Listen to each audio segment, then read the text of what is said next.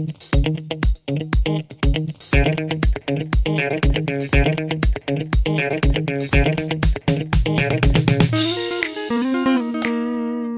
guys, welcome back.